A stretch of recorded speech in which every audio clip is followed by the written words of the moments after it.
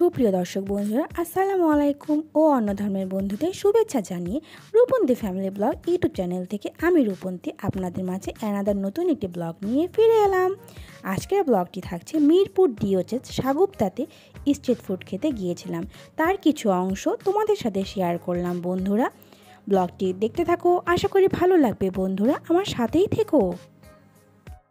আজ সন্ধ্যায় পরিবারকে নিয়ে ঘুরতে বেরিয়ে পড়লাম মিরপুর ডিওচেস সাগুপ্তাতে।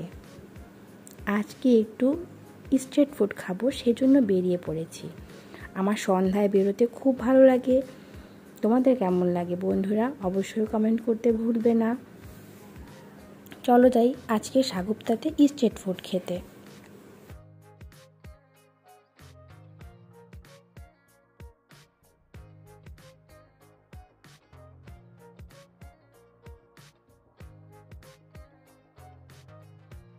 আমি খুব কাছাকাছি চলে এসেছি।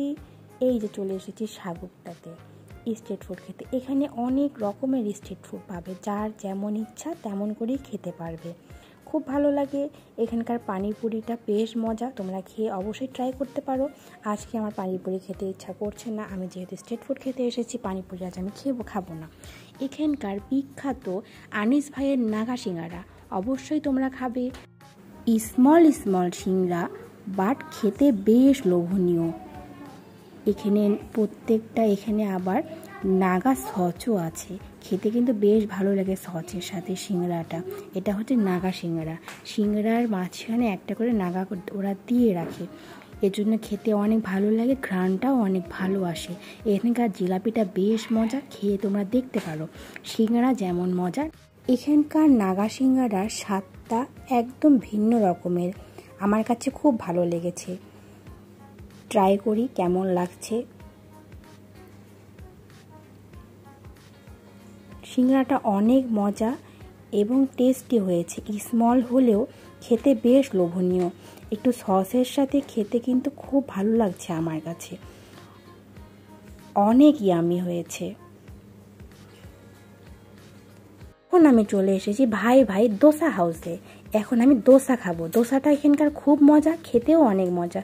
চলো দেখি কেমন করে বানাচ্ছে দোসা ভাই। মামাকে বললাম একটু ভিডিও করে কেমন লাগছে তোমার দোসা বানাটা একটু দেখে নিই আমরা, এবং আমার ভিউয়ার্সকেও আমি একটু দেখিয়ে দিই।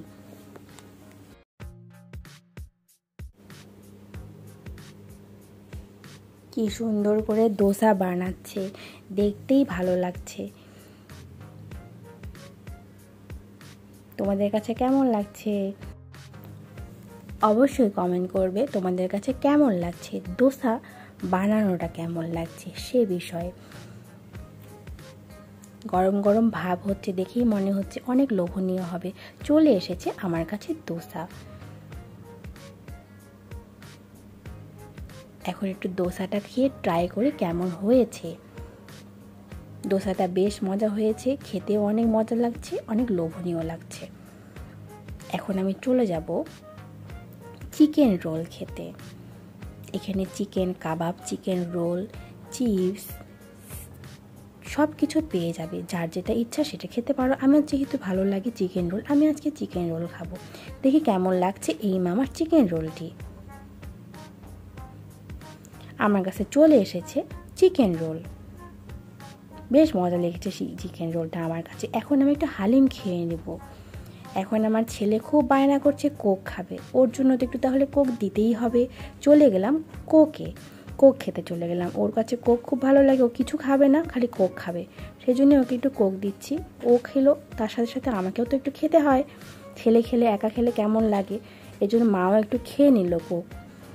এখন আমি চলে যাচ্ছি আবার বাসায় ফেরার পথে।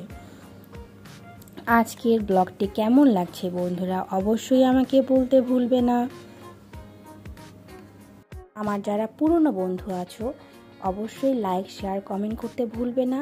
আর যারা আমার নতুন বন্ধু অবশ্যই চ্যানেলটি সাবস্ক্রাইব করে বেল আইকনটি প্রেস করে রাখবে।